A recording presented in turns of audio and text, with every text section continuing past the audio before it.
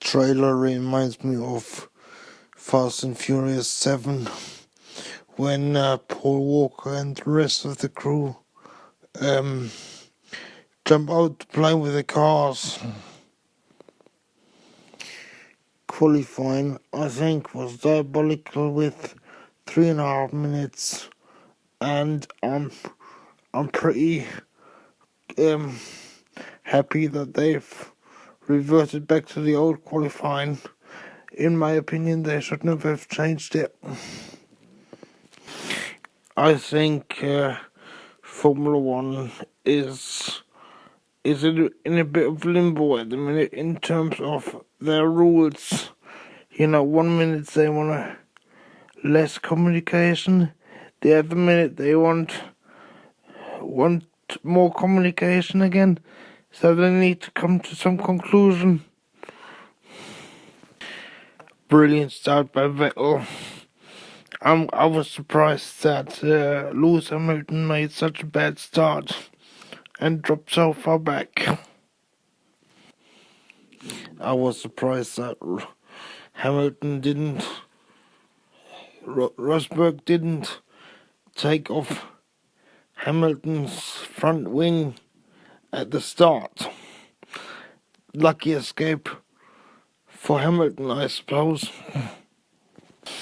I am surprised how long it took Lewis Hamilton to get past Max Verstappen. It shows that the kid knows how to race and is not intimidated by a 3-time world champion.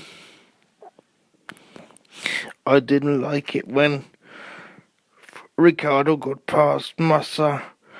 Guess I'm biased towards Williams a little bit because I've been there in that factory in 2013. So sorry for that. I think Lewis himself was a bit surprised that he couldn't get past Max Verstappen, judging by his comment on his team radio and a bit of frustration kicking in, I reckon. The new rookie, Julian Palmer, is certainly not intimidated by Valtteri Bottas, pushing him out wide to keep position. Well played, son, well played.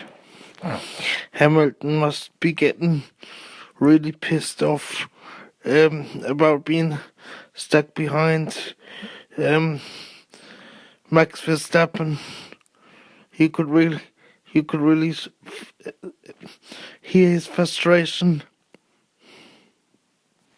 when Vettel went past Hamilton on the outside.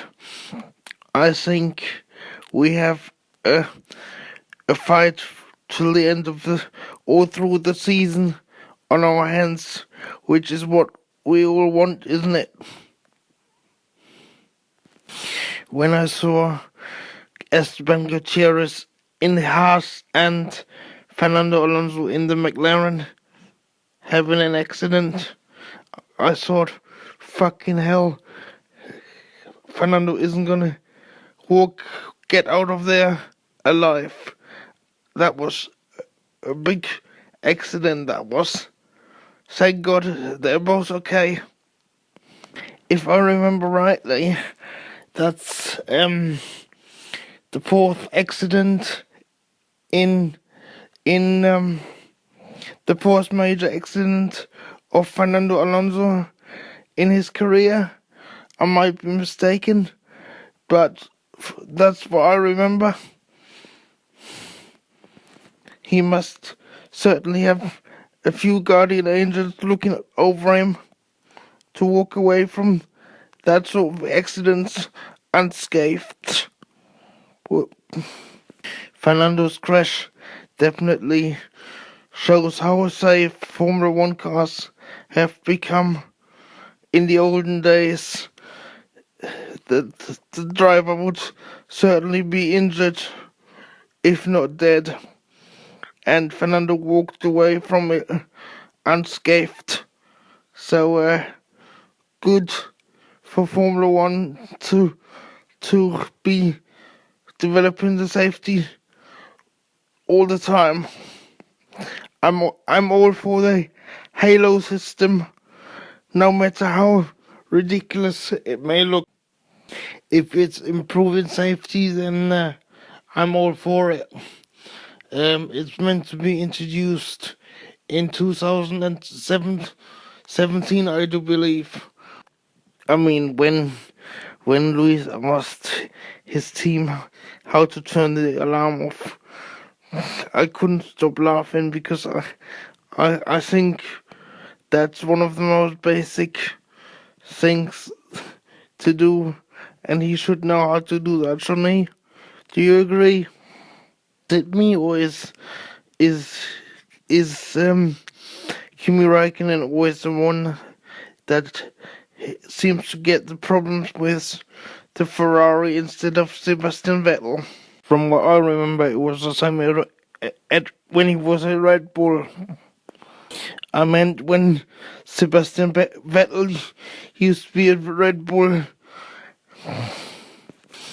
I love the fact that Max Verstappen speaks his mind and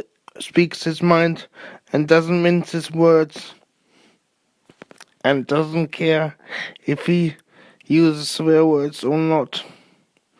A bit like me, really. Big thumbs up to Toro Rosso for letting their drivers have races against each other with no team orders. I guess the team boss of Toro Rosso is not too happy about the fact that Max Verstappen nearly took out Carlos Sainz Jr. You don't do that to your teammate. Who is your driver of the race? My driver of the race is definitely Roman Grosjean, because to score a sixth place with a new team, Haas, is absolutely amazing, and I think the Manor team should be quite worried, because they have been in Formula One much longer than the Haas team have. Yet the Haas team have scored more points in their first race than the Manor team have in all the time they've been in Formula One. Do you agree?